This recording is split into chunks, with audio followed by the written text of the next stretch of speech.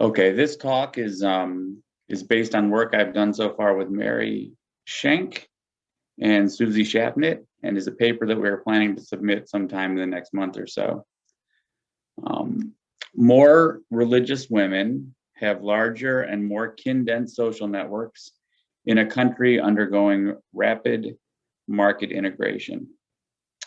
The title gives the main result, and it really says it all. The rest of the talk and the paper just give the details about why we would predict this to begin with, care about it, and why this might be the case, how we came to the conclusion, and what it might all mean. Okay. Maybe there's too many things here. Let me.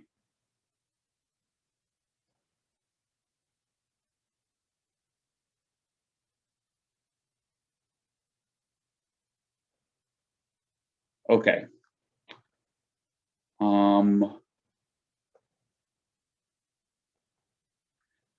There have been at least 2 changes in subsistence patterns across human history, each of which has had a profound effect on our way of life and major impacts on demographic and social change. The first one is the transition from hunter-gatherers and foragers to farming. This is known as the agricultural revolution, and it started at different times in different parts of the world. But it is seen to have originated in the Levant, an area around modern-day Syria and Iraq, around 12,000 years ago. And the second one, which is the transition to a market economy, started around 500 years ago in Northeastern Europe with the Protestant Reformation and the Renaissance. It would be hard to overstate the impact of either of these changes on how humans survive and experience their lives. In this talk, we're going to be focusing more on the second one, the transition to the market economy.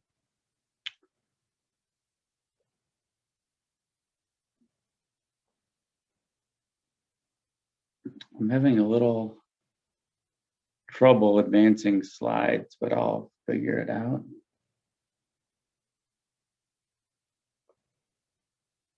Okay. These major social changes that occurred at the same time with 3 transitions in what's often called the path from kinship to citizenship. In 2014, Rob Walker and Drew Bailey wrote a paper called Marrying Kin in Small-Scale Societies, in which they showed that hunter-gatherers have relatively low rates of kin marriage and therefore lower average group relatedness than agricultural or pastoral societies, which have higher rates of kin marriages and higher average group relatedness. Earlier in a 2011 science paper, Walker and Hill showed that most individuals in residential hunter-gatherer groups are genetically unrelated.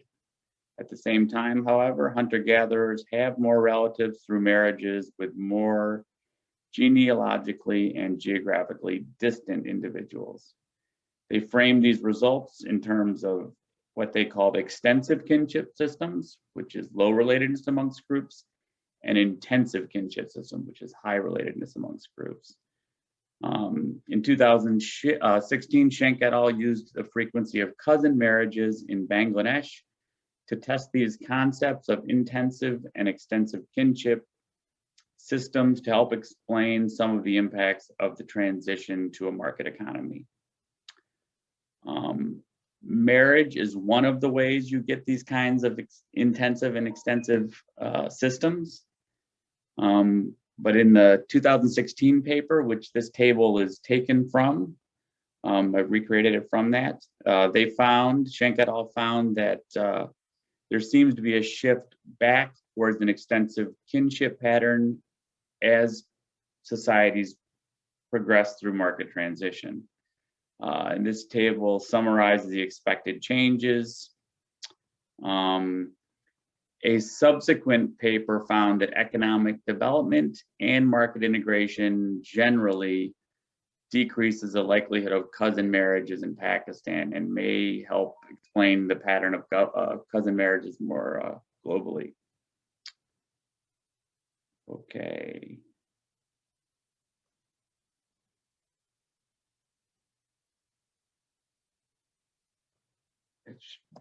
Okay.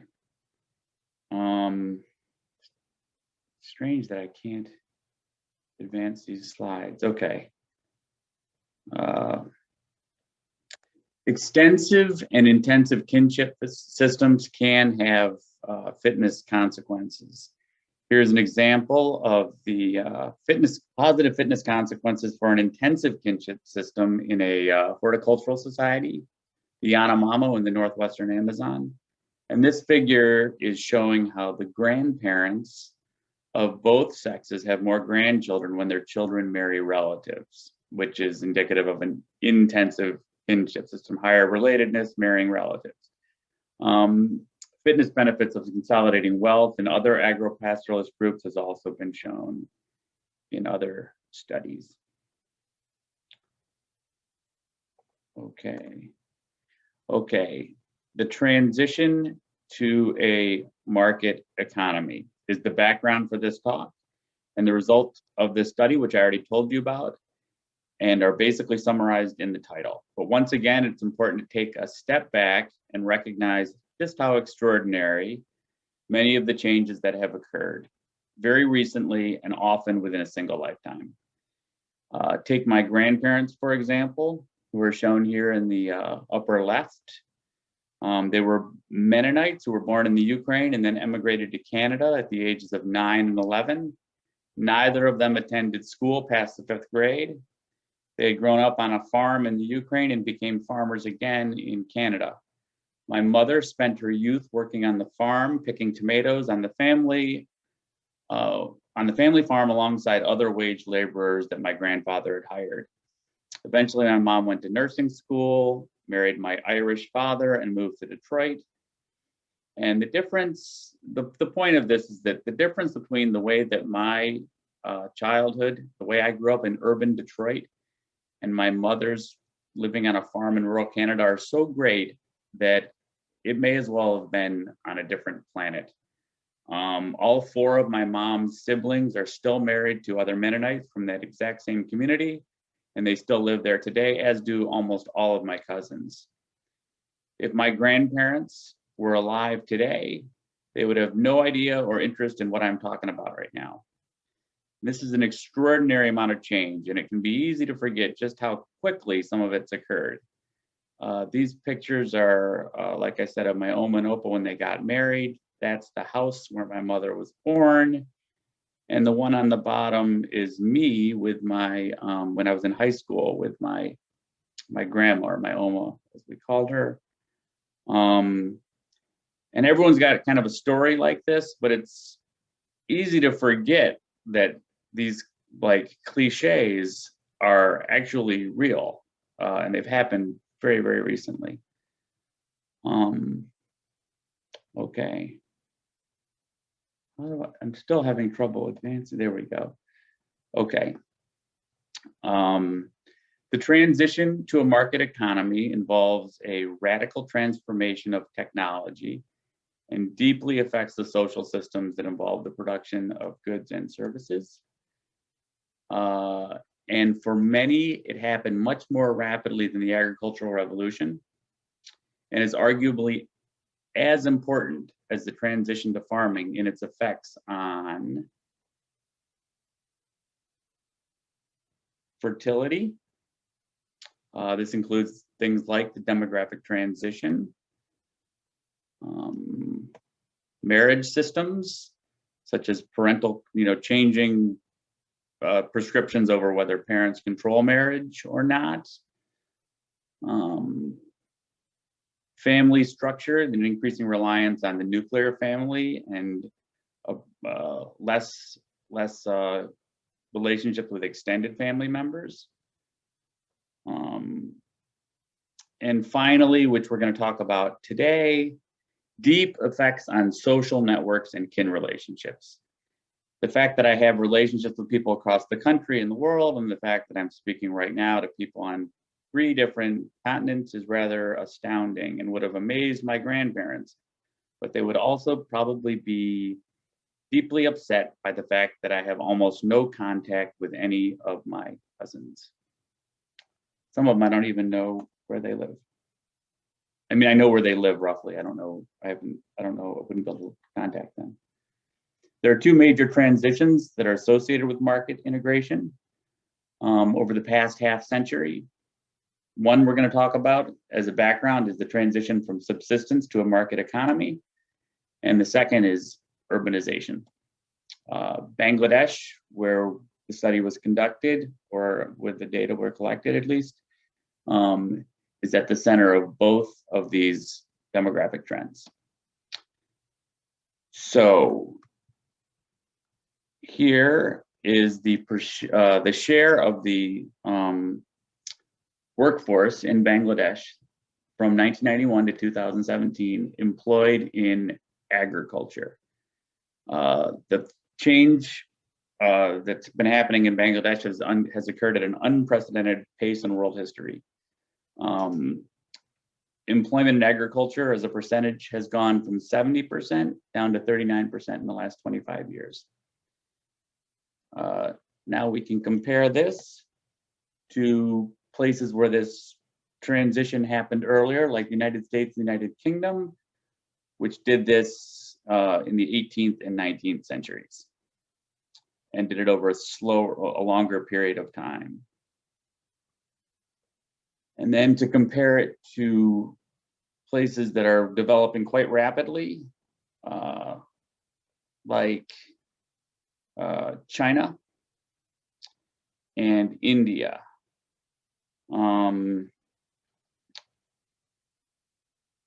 Which it's a little bit, Bangladesh is a little bit faster rate than India and also has a higher growth rate over the last 25 years, but is a little bit less than the changes in China, which has had the largest growth rate on the planet over the last 50 years. Bangladesh went from 5%. Oh, I'm sorry, this is the agricultural to market economy.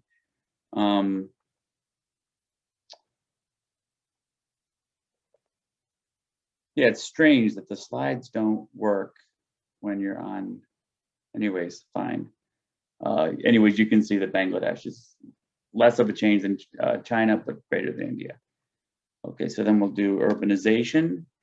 This is the share of people living in major cities. The world, by the way, hit this 50% mark in 2007, going from 33% to 55% by 2017 as a comparison. Bangladesh went from 5% to 36% over the same period and is expected to hit 50% urbanized by 2038.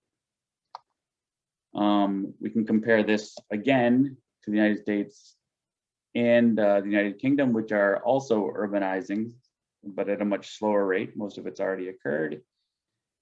And to China and India, and the same pattern is seen, where it's less than the rate in China, but higher than in India.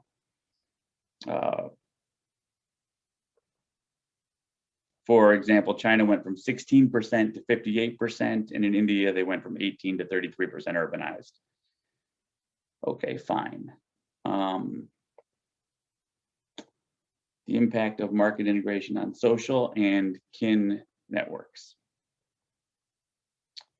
So this is part one of the background. Kinship provides the framework upon which human social life is based and has been fundamental to our species' success across almost all societies and throughout most of our history. Deteriorating social contact resulting from increasing geographic mobility, modernization, and technological changes can all conspire to undermine social relationships as people begin to view social ties as more transient. Market integration can result in a reduction in the kin density of social networks and less support from relatives. In traditional and pre-industrial societies, the majority of alloparenting, which is defined as non-parental care for children, comes from other relatives.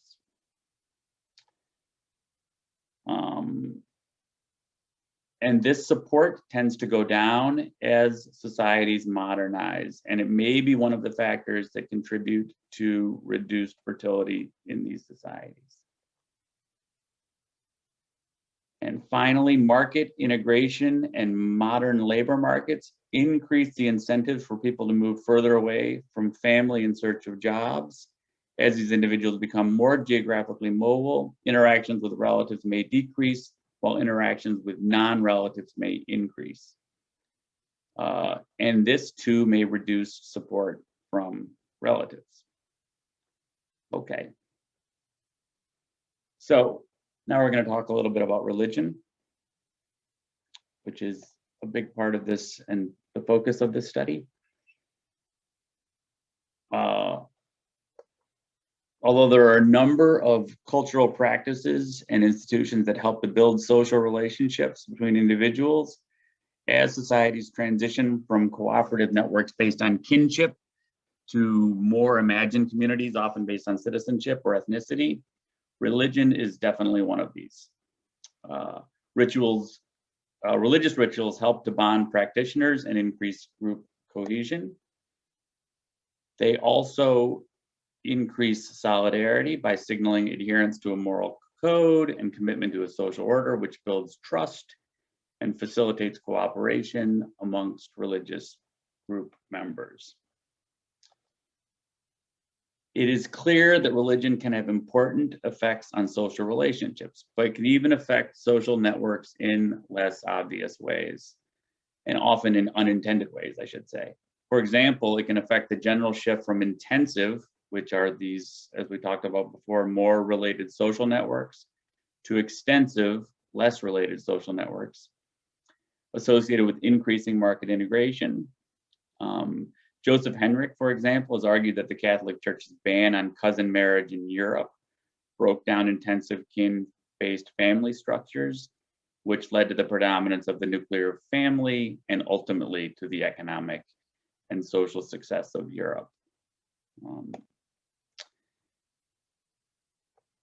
The impact of religion on bridging and bonding social capital. Religion can also affect social capital, which, to remind people, social capital is the level of trust, coordination, and cooperation in societies.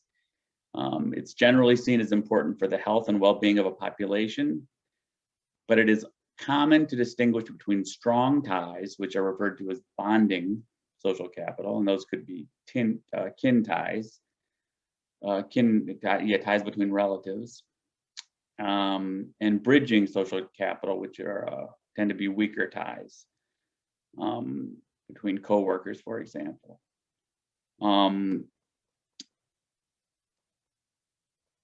Fine. But the role that religious practices play in either preserving or undermining these types of relationships amongst both kin and non-kin has not been well studied. And finally, the paradox of religious fertility, which is basically that more religious people in these societies often retain high levels of fertility, which seems to violate a fundamental trade-off in life history theory between the quantity and quality of offspring, where the children of religious parents do not seem to experience either worse socioeconomic or health outcomes that typically result from having more siblings. This has led some people to argue that cooperation in parenting and subsequent higher fertility might even be critical for the successful evolution of religious systems in general. Okay, so these are our questions. Finally, we'll get to the questions.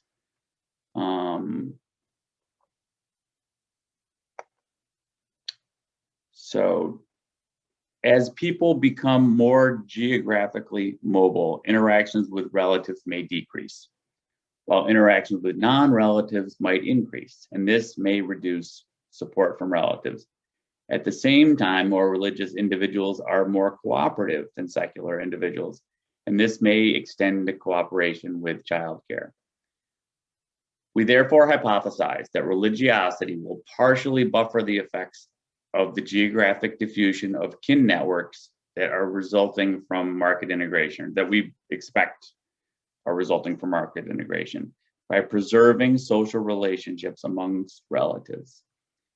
And we ask these questions. Does religion provide a bulwark against the fracturing of social networks disrupted by rapid globalization? And if it does it do so by strengthening ties amongst relatives? Or does it serve to broaden social networks by increasing the number or strength of ties between members of the same religion, practitioners, thereby replacing support networks from genetic kin with unrelated co-religionists? Those are kind of the broad questions we were interested in. And we made five specific pre-registered predictions and one that was not pre-registered, which I will explain. Prediction one, we can go these one at a time. Higher religiosity will be positively associated with larger overall social networks. In other words, religious people will have more people with whom they associate. The second one was that more religious individuals will have more relatives in their networks. They will be more kin dense. The third one is higher religiosity will be associated with closer geographic proximity of relatives. The fourth one was that more religious people will, this is the one that was not pre-registered. Higher religiosity will be positively associated with more financial support from kin.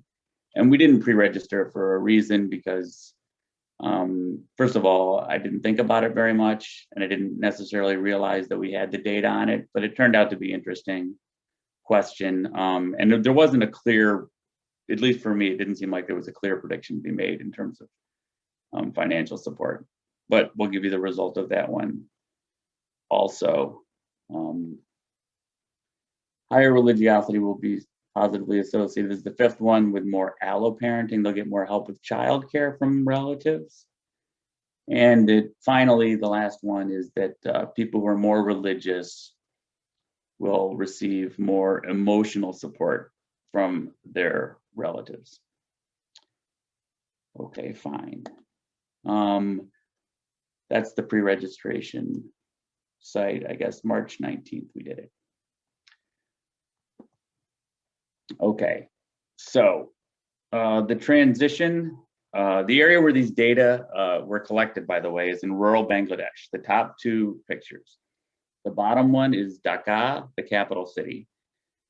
Traditionally, the economy of Matlab, Bangladesh, is subsistence agriculture and fishing.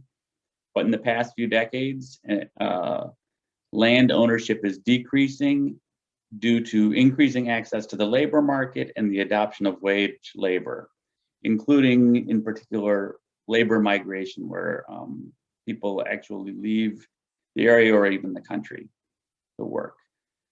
Matlab is not a city strictly, but it's more considered more rural, but it is definitely affected by and part of the larger global trends that are moving Bangladesh towards urbanization and market integration. Okay, so here we'll just go through these quickly. These are just a review of the predictions and the actual outcome variables. So for prediction one, we just looked at total network size. For the density of kin networks, we looked at the number of non-relatives in the network, the number of relatives in the network, and then the percentage of relatives in the network.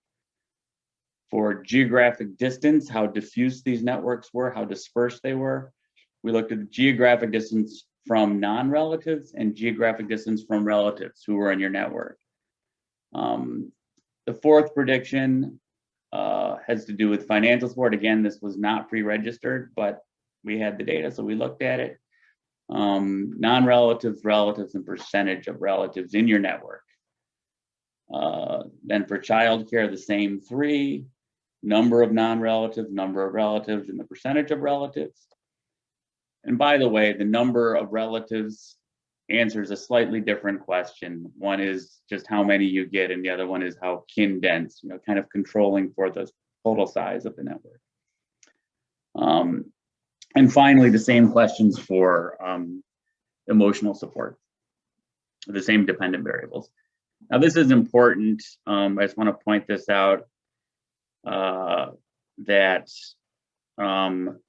these were the variables that we entered into the model, the covariates. They were identical across all the models.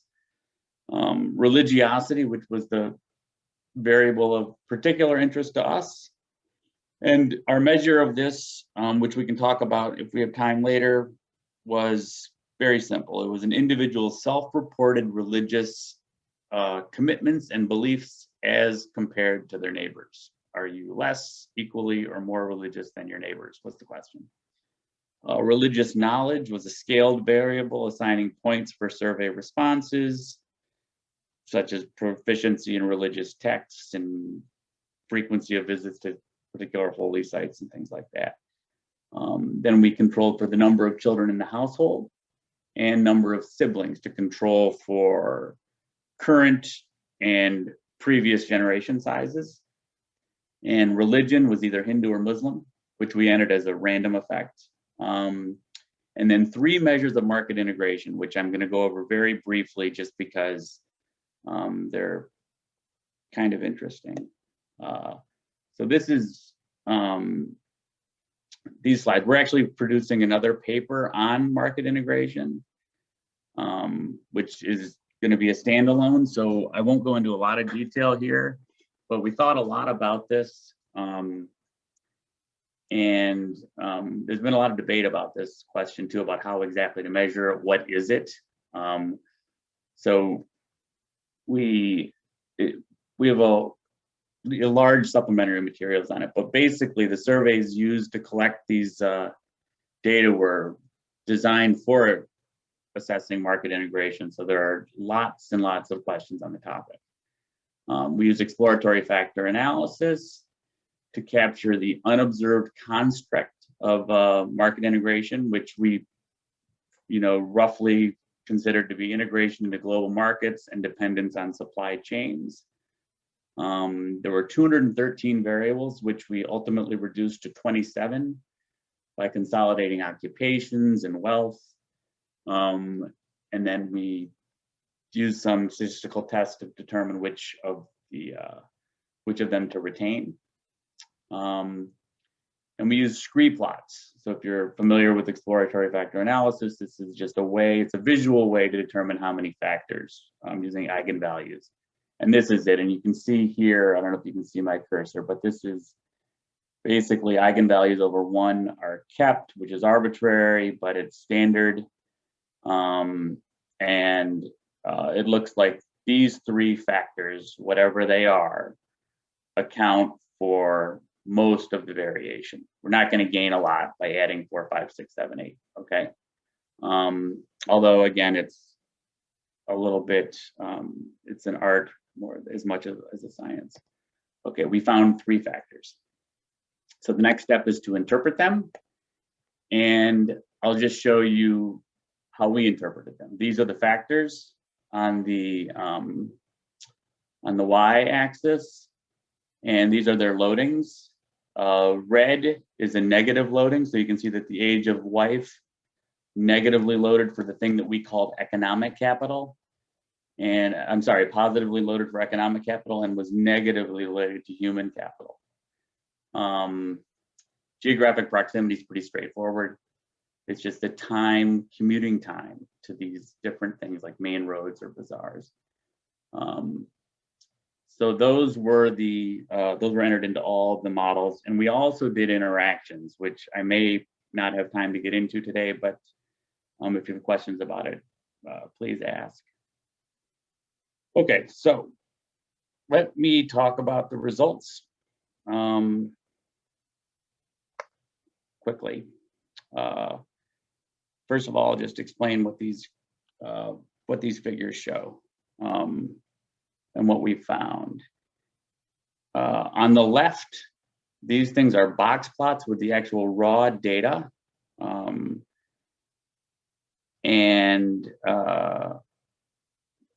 The x-axis is the different groups. So these are people who are less religious than their neighbors. This group is people who are equally religious as their neighbors, and this is more religious than their neighbors. Now on the right, these are the posterior distributions for the effect of religiosity in the model. Okay, it's the whole, well, it's the 97.5% credibility interval for the posterior distribution. That's a 0.12. It doesn't overlap with 0. We considered things that didn't overlap with 0 to be credibly different from baseline. So prediction 1 was supported. The total size of one's social network was positively associated with one's religiosity. And this does provide support for our first prediction. The model predicts that less religious people will have 8.9 people in their social network as compared to 11.2 for those who are more religious, which is seems to be a pretty sizable difference, 2.3 people. Okay, let's go to the next one. This is prediction 2. More religious individuals will have more relatives in their networks. This one was also supported. The larger overall network size of more religious individuals was primarily driven by a higher number of family members. This is kin in the network, which supported this prediction. A person's number of relatives was predicted to increase by 2.5 individuals, so going from here to here. 7.8 relatives for the less religious individuals compared to 10.3 as the model predicts. Okay.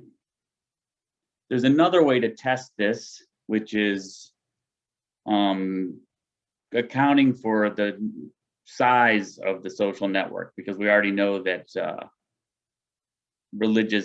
more religious people, or people who consider themselves to be more religious, have larger networks. So we can also look at the percent makeup of these. So here we're showing that this is non-kin in the network, and first of all, you can just see that there's way fewer non-kin in people's networks. Most social networks are composed of kin, but here they didn't differ. It's 1.02 versus 1.03. It's no difference between the groups.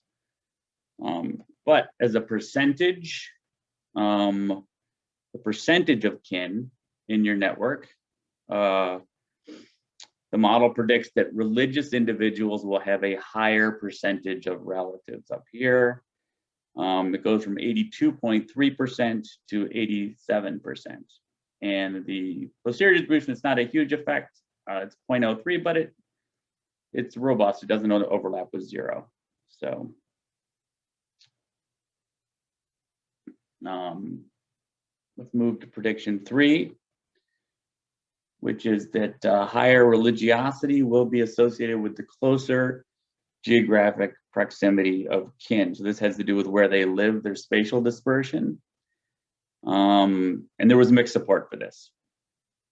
In the top panel up here, if we just look at the actual predictions, we find that more religious individuals are predicted to have a higher number of relatives in their social networks who are neighbors, who live within walking distance. An average of 1.4 more, 6.1 versus 4.7 for less religious women. Overall, however, and that's what these bottom figures are showing, religiosity was negatively associated with the geographic density of one's social network once we accounted for network size. So these are living in the same neighborhood, the same municipality, and different municipality. And this is aggregated even in different countries. So the model predicts that the probability that less religious individuals will have relatives in their social network living in the same neighborhood is 82%, but 78% for more religious individuals. And then you see the opposite pattern when they're living farther away. Same thing, by the way, exists for, the same pattern is true of non-kin. Okay. Prediction 4, that higher religiosity will be positively associated with more financial support from kin.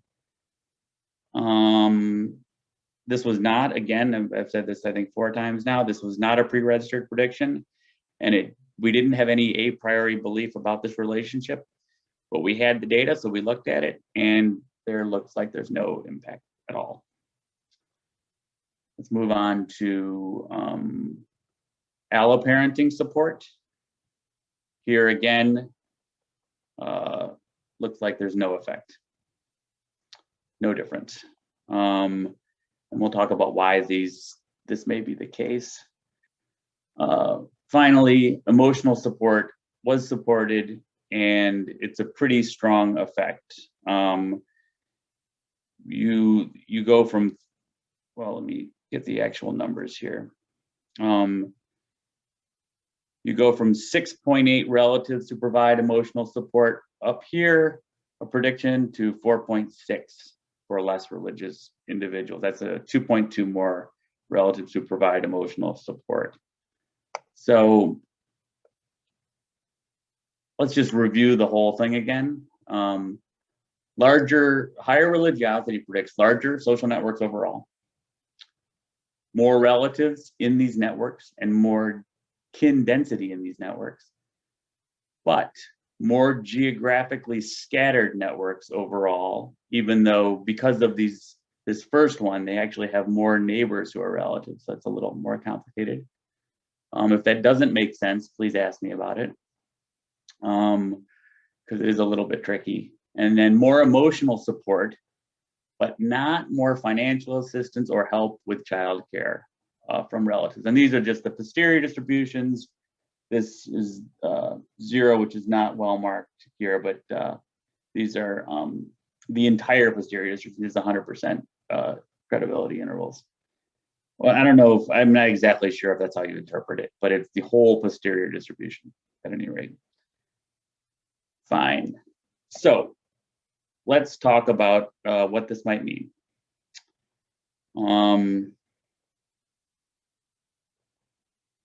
As predicted, more religious individuals have larger social networks, and this is driven by more relationship with the relatives rather than more relationship with unrelated individuals. These results are likely to be independent of both family size in the current or previous generation, as the number of siblings and the number of children were included as predictors in all of the models, and multiple dimensions of market integration, because all 3 indices of market integration were entered as covariates. The kind of help that relatives provide is likely to be primarily emotional. And this was assessed by asking who they spend the most time with, who they ask for or receive advice from, and who they discuss important matters with. A general interpretation of these results is that religion strengthens relationships amongst kin, but has no impact on the number of relationships people have with non-kin. In other words, religious practices seem to build social capital directly by generating stronger bonding ties with actual family members rather than broadening social networks to include more unrelated individuals, or replacing support from genetic kin with fictive kin, they've been called, unrelated co-religionists. Okay. Let's go to the next one. The social networks of more religious households are more geographically dispersed. And this one is a little bit trickier to interpret, but it's not that surprising, really. Although more religious women do seem to have more contact with relatives, and as a result have a greater number of relatives with whom they receive support from and who live nearby, they also have more overall geographically widespread social networks once we account for network size. Now, why might this be the case? Well, places like Bangladesh that have undergone some of the most rapid market integration in the world in the past few decades, geographic proximity may no longer be a particularly good indicator of the tightness of social networks. A lot of the men are labor migrants and have moved abroad to work. And as technology advances, there are a lot of other ways to maintain relationships, such as the phone or email, and better communication systems, better transportation systems. So it doesn't necessarily, moving far apart doesn't necessarily lead to more fragmented kin networks. But interestingly, it probably does mean they can't help with childcare, because you have to probably be closer. And then there's other studies up on, how much, well, I'm not going to get into that right now, actually, and a similar study in Kenya. Okay, let's go to the lack of any clear relationship between religiosity and relatives helping with childcare. So we can't add a lot to that question here. The effects of allocara, kinship, and religion on fertility are likely to be complicated. You saw Rebecca Sears' talk last month in the same series. You might see why this is not so surprising. There may be a positive impact of religiosity on allocara amongst kin, for example, if religiosity gives a boost to cooperation over and above kinship. But this is already assumed to be quite high in traditional societies where older siblings, fathers, grandmothers, and other adult relatives make considerable investments in children. And the relationship between religiosity and allocara amongst kin might also be positive if more religious people simply receive more child care support from co-religionists, regardless of their relatedness. In this case, we would expect more religious people will receive more child care help from both kin and non-kin, which we don't see. In fact, I'm not showing it to you, but there is a negative relationship that essentially more religious people receive less child care help from non-kin. And that's, I don't think we have any good reason for why there's, anyways, it's a really complicated question, and we probably just don't have the right data to answer it, is the short answer. Last one, the role of market integration and its interaction with religion. We did, which I didn't have time to go into here, we did run interactions with market integration and religiosity, and we may be publishing this in a subsequent paper.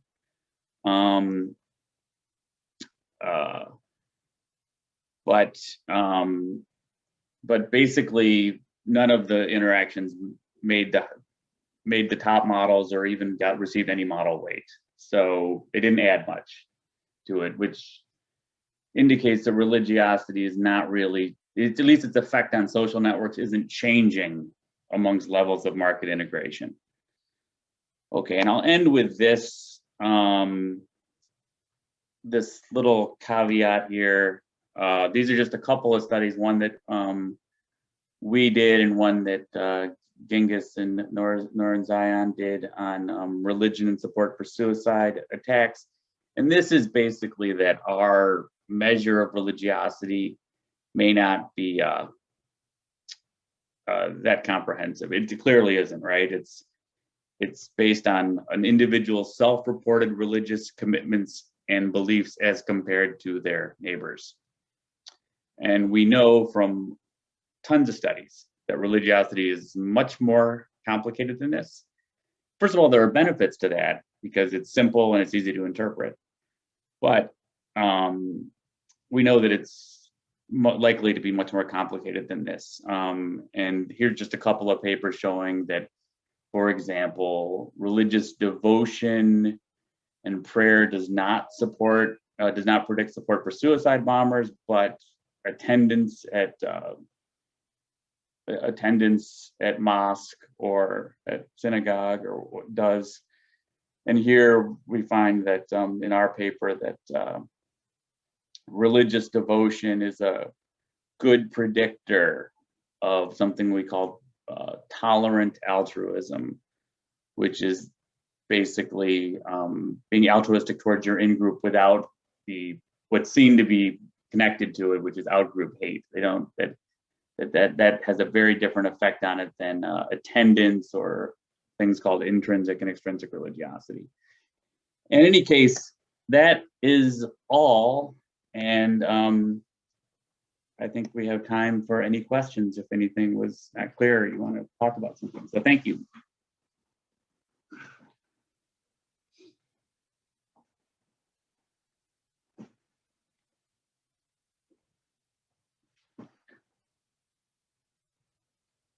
And I don't know if I'm supposed to be doing something now or what.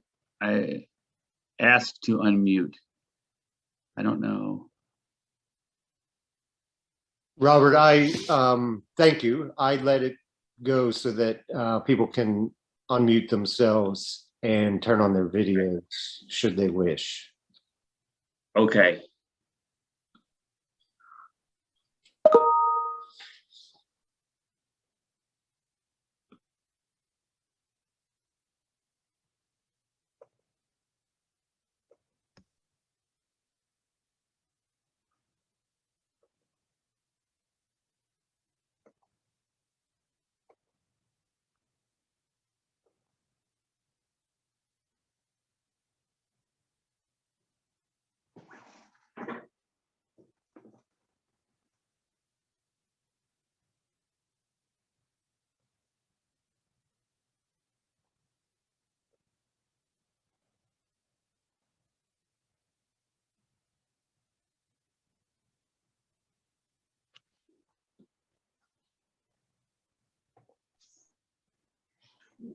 Robert, can I ask a question? Sure. Sorry, I'm like, I'll turn on my video here. So in your statistical models, it seemed like you had a lot of covariates in there, and I was just wondering about your sort of analysis strategy. Were you entering them stepwise? Just the effects that you did find seemed fairly robust, but I was just wondering, they seem like very large models, and I was sort of wondering what your analysis strategy was, and if you saw, for example, adding in number of children in the household, number of siblings, if those were affecting the coefficients strongly, or were they relatively consistent? Because a lot of those, for example, if religious women are having more children, and those two things are highly correlated, as would, sort of several of those variables. So I was just wondering sort of how that, basically what you did and how maybe simpler models with fewer of those covariates affect the coefficients. So they were all in the pre-registration actually. So we thought of them before I had done anything, and the only thing that I changed really was religion to a random effect from a fixed effect. I went back and forth on it, but they all seem to make sense to us. Basically, the data were collected to assess market integration. It was a grant to look at market integration. So most of the questions are related to that. Like I said, there are 218 questions on market integration, wealth and assets and education and movement and things like that, and how they food security, stuff like that. So we really wanted to take advantage of the market integration aspect of it. Religion was really, there was only one kind of way to assess it, which was how religious you are now or in the past. So we did that. And then the religious knowledge scale is so tied to socioeconomic status, but we had other religious questions, so we put it in there. And so that's it. The only other things we put in, which just seemed to make sense, and I'm pretty sure they're in the pre-registration, I'd have to check, but number of children in the household, just to account for the current family size, and number of siblings to account for the as you said, more religious people have more kids. Or they may, although I don't think Susie found that in this sample, but still. So let me follow on top of that, because I think I want to say something I think may get even more directly at what John is asking. These are not actually very large models, John. It may seem like that because there's lots of predictions here, but because the market integration stuff is all measured with the 3 factors from the exploratory factor analysis, that's 3 variables. We have about four controls or so, and then we have the outcome variable. So from my perspective, these are quite small models, like less than 10 covariates most of the time. So if you're asking about, if we specifically looked at multiclinearity, et cetera, I don't recall us discussing this. Some of these analyses were done quite a while ago. We could certainly do some mediation analyses to understand better what the effects of numbers of siblings and numbers of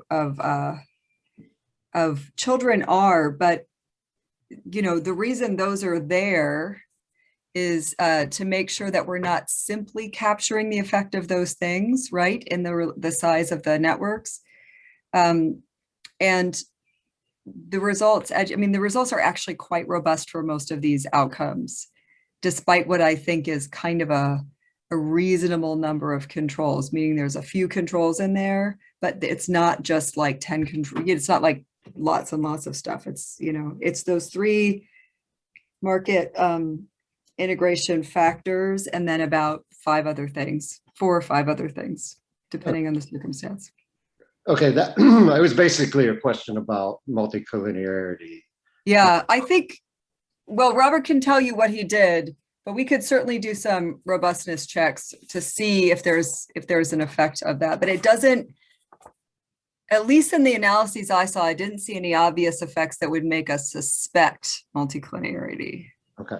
Causing major changes in the coefficients, at least. I mean, I'm sure, I don't know offhand. The only thing that I'm questioning now is whether number of children in the household and number of siblings are correlated. That may be the case, but I doubt it. I think I've almost certainly looked at that. That would have been one of the first steps. This has been 3 or 4 months, but yeah, I wouldn't have. I'm quite sure that all the correlations were quite low. Not like that's the best way to do it, but it certainly wasn't a warning sign that there was something screwed up with it. But the other things were just not. None of the market, all the market integration variables are orthogonal to each other. There's no relationship. That's by design, actually, with the exploratory factor analysis. And religiosity and religion, there's a slight one, I think, where people from Islam are a little bit more religious, but nothing like above a 0.1. But I'm not an expert on this, so if anyone has a better way to pull them out, but we can recheck it. We can look at the correlations, and we can look at VIF and some other things. But again, from our early stages, I didn't have any reason to think that this was an issue. But this was just to say, this was like by far of, not like I've done that much, but the easiest and fastest, clearest result from a priori predictions I've ever had. It was like 2 days. I was like, oh, we got something. And it wasn't like searching around. We weren't playing around with it. I wasn't screwing around with the data going, wow, let's try this, let's try that. Let's see if we can fudge these a priori pre-registration predictions. No, it was just like, bam, it worked right away. And I would predict that we took any of them out or all of them, or it would work. Because I've done this, I've run things in so many ways, and it also works across so many dependent variables. So I'm not saying there aren't problems, but I don't think that's the problem.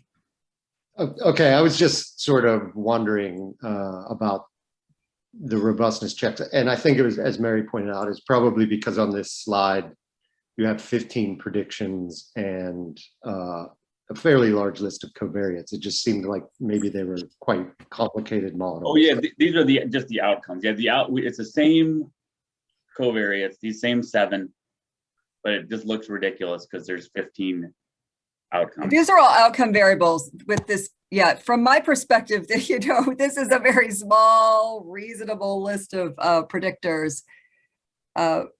And we don't have, you know, we could put a lot more in there from the perspective of sample size and power.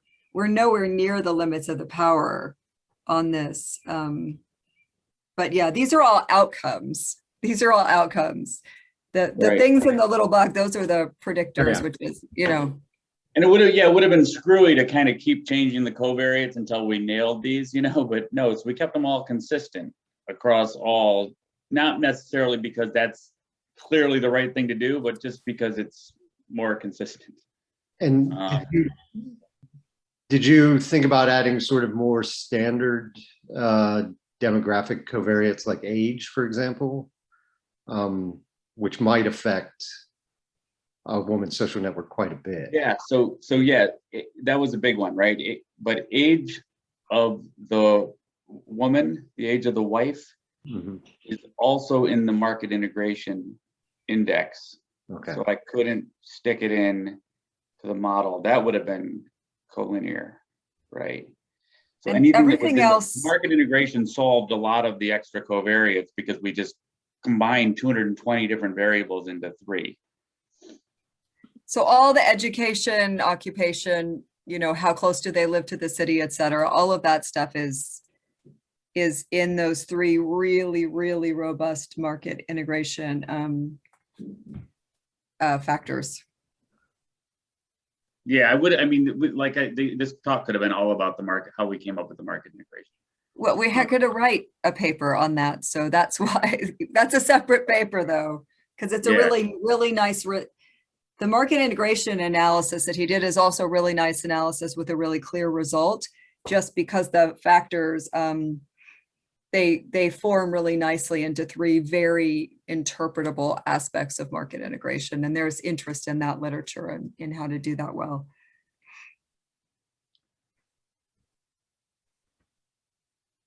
Robert, can I just get some clarity on a few minor things that by the way, thanks. This is really interesting stuff. I just wanted clarity on is everybody Muslim in the sample? Are we talking about one religion here, or are we talking about? I think it's 90-10. Does that sound about right, Mary? 90 Muslim, 10 Hindu, more or less, in the sample. Okay. So And- it's the religiosity score is whether or not, and this is all in the draft, and you'll all be getting the draft very soon because it's a fully fleshed out draft. We're still messing around with the intro and discussion a bit.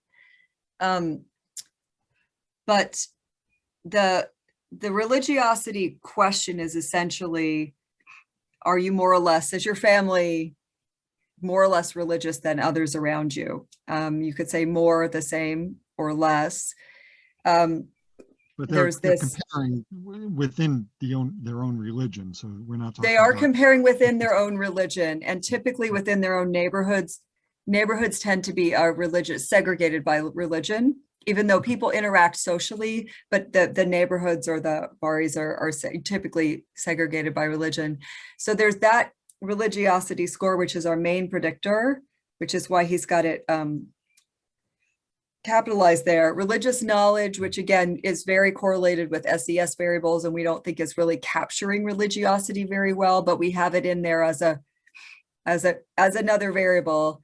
And then religion itself is also in there, but there are only 2 religions. Every once in a while, there's someone in the region who's from a hill tribe, and they might be Buddhist or practice an indigenous religion, but they're usually not long-term residents of the study area, so they wouldn't be captured in this study. Okay. And did I hear correctly that family size is unrelated to any of the measures of religiosity? Did I hear that correctly? Well, Susie did something on that. I forget, but Yes, it was Susie. kind of surprising. Yeah, go ahead, Susie, if you want. I just did few preliminary looks at the measure of, we have like self-assessed religiosity prior to marriage and number of children. And I haven't done like full models or anything, but I think there was a negative, or more religious people had fewer children. And that could be for a number of reasons, but I haven't fully explored why yet. We've talked about that results, but it was too preliminary to publish it, or we would have to work it up before we knew what was actually going on with that. But go on. I was just going to say the most viable reason we could come up with without testing it in the data was that religiosity is sometimes correlated to out-of-country labor migration, because often labor migrants from Bangladesh go to the Middle East and become more religious, but they also have lower fertility, both because of the lower fertility due to higher social status and economic status, and also some perhaps absence as well. Long-term male absence. Male absence as well. So that's the best reason we came up with, but we haven't explicitly tested it with the data yet. She decided she was going to work on another paper first and then work on that paper about religion and fertility specifically in Bangladesh. But we'll be getting there, hopefully, depending on how long we can keep these two employed.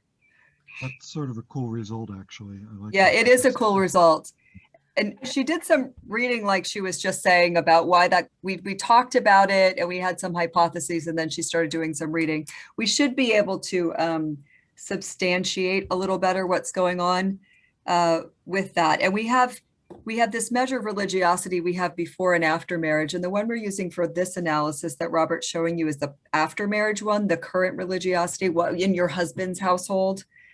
That's, while you're having your children. But then the one that Susie used in the other paper was not paper, but that analysis, that the result is from religiosity before marriage with lower fertility. I think the Sorry, goal just for that one- paper would be set up. Oh, sorry. I think we'd set up a few hypotheses. You go. I just had one other quick question that might be best for Mary, but whoever. I'm just sort of curious, ethnographically, what perceptions are of larger family size? Are there negative perceptions of those who have larger family size, or maybe even the complete opposite, more positive perceptions of larger families? My take is that if you're in a really highly strict religious group, there's sometimes a perception of more children being positive, and there certainly was that perception often in the past, but that's a minority view. The majority view in this area is that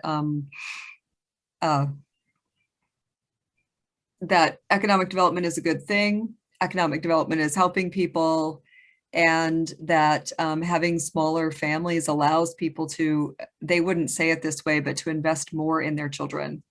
And so there's widespread use of contraception in the past few decades and widespread adoption of a norm of small families. Most people have 2 or 3 children nowadays. But this data set includes women of different ages and different levels of fertility. So the data set was the original data, the earlier piece of the data we collected in 2010 was the goal of it was to do comparative analyses of fertility transition. So we have the ability to do a lot with that in terms of fertility. But then the more recent version that includes the network data that Robert is using, the ego network data Robert is using, is about market integration, which is why we can study that. But there's been a transition from larger families are good to larger families are not necessarily bad, but less modern, and a really positive association with modern. But not like too many children is bad, not really like that, but that smaller families are good and children do better and families do better.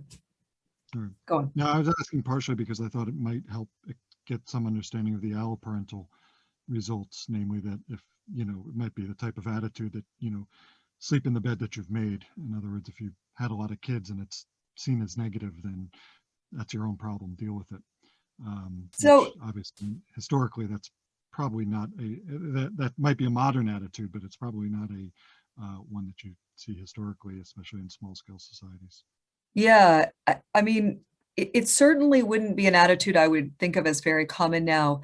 What's true in this area, though, is that the variation in fertility is primarily over time. So if you want to look at really big differences in family size, you need to look at women from 40 years ago and women who are having their kids now. That's a very big difference. Yeah. It would be the difference between 7, 8, 9, and 2 or 3. So the differences among women in the same cohort are often within a couple of children nowadays. You have 1, 2, or 3, and those are pretty much the options. So I don't know. I've never heard anyone say anything negative about a woman who had a 3rd child and is struggling a little bit. I mean, if woman now had 5 or 6 children, someone might have that attitude, but I haven't heard that attitude about these generally smaller family sizes that people have in the modern cohorts. The older cohorts, I mean, I have women in the older cohorts with 12 children, generally not all alive, but 6, 8, 10, 12, those are not uncommon numbers, especially 4, 5, 6, 8. Those are quite common. 9. Although maybe you could add some to this, is we do have a result I didn't show it here, is that less religious individuals get more alloparenting support from non-relatives. And I have no idea what to make of that. I'll say it again. Less religious individuals get more alloparenting support from non-relatives. It's weird. And that's even though they live with, like, more religious people have less kin nearby, right? So they should, if they need the same amount of support. Yeah, exactly right. Because that's one of the things that, right, like that seems kind of clear, is you can't phone in childcare, right? So Yeah, is it's it possible that mothers are just performing more care? Like, do you have a measure of that? No, Not directly. Mary. No. Not directly. I mean, there is something that could be used as a measure of direct maternal care in the 2010 data, actually, if we wanted to look at that. I thought my suspicion about what's going on with that finding that Robert just mentioned is that it's about the kinds of neighborhoods that less religious people live in being more urbanized, and most childcare in this context is coming from people who from your neighbors, and your neighbors are very frequently your relatives, but they're often come from the lady who lives right next door to you, for example. So if people move into sort of slightly more urbanized areas, you might see this result. But the problem is a lot of these distance from the market variables are already in our market integration factors, and they should be at least somewhat controlled. And so we'd be looking for some additional effect on top of that. But I agree that we could actually, Laura, whether it's for this paper or not, or some analysis that anyone wants to do, or if it fits with one of our papers, we could actually use that data that I've got as a proxy for maternal investment from my previous, from the 2010 part of this data set. Yeah, because that's something that I don't have in my data set either, but I wish that I'd collected, because I'm finding similar things to what Robert is finding, is that religious individuals don't necessarily get more help from either kin or non-kin. Right, we knew that. Well, I mean, yeah. Go on. No, Rebecca's talk, a month ago or something, I don't know anything about this topic, so I was just kind of thinking about it, and it's just so complicated, right? I mean, there's all kinds of need-based, like who needs it more? Are they paying people? I don't know, like, or there were like 5 or 6 things that I wrote down from her talk about why this could be, or why you might expect nothing or the opposite, or so I don't know. I mean, in retrospect, I almost feel like I would have made no prediction. Yeah, right. I do have paid childcare, so I think I'm going to build some models around those to see if maybe there's a difference in reliance on not like on paid care between religious and non-religious individuals. But yeah, I'm a little stumped. Yeah, This is interesting. We don't have info on paid care in our data set. This is data I collected before this project was conceived, or sort of, but we don't have anything on paid care. The paid care exists, but it exists in the sense that like you give your neighbor a little money to watch your kids when you're going out somewhere, but not like in a paid care in the Western sense. So we should still be capturing the paid care in this. We just don't know if it's paid, but it's not really paid in the professional caregiver sense of the word. It's really just much more whether or not, what's your reciprocity deal with your neighbor? Is your reciprocity deal with the neighbor that you watch their kids and they watch yours? Or is it an older woman who's kind of cash strapped and you give her a little money? It just seems like there's multiple forms of reciprocity. We have another analysis, which with some actual full network data that a graduate student at Penn State is working on me with. And he's found some evidence for different kinds of reciprocity across the childcare. There's childcare networks. There's sort of networks where you're loaning people money. And then there are networks where you're loaning household goods or household objects to people. And he's found some evidence that there's, in some of these networks, it looks like it's a kind of a patron-client thing. And in other networks, it looks like it's just different kinds of reciprocity. I have cash, you're an older woman and you have time. And so but it all seems to be happening for childcare and these other kinds of exchanges. It's happening at a very local level, like near neighbors. That makes sense, yeah.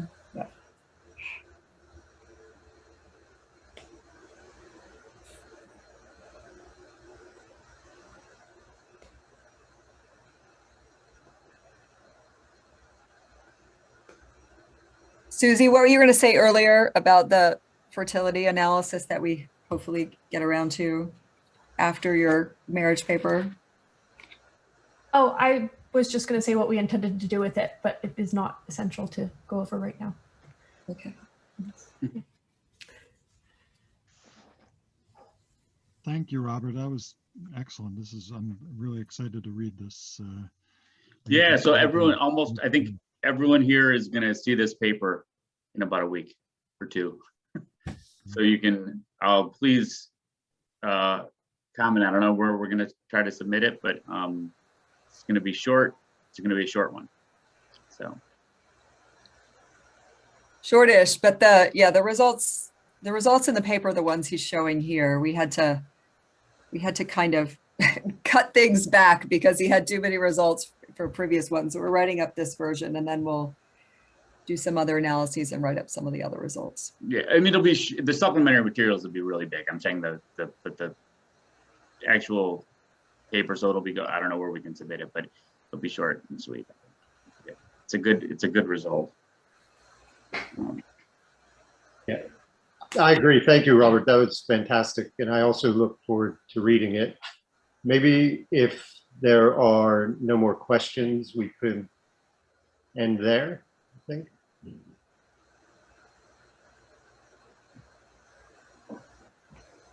Okay. Cool. Thank you. Thanks for letting me do it. All right.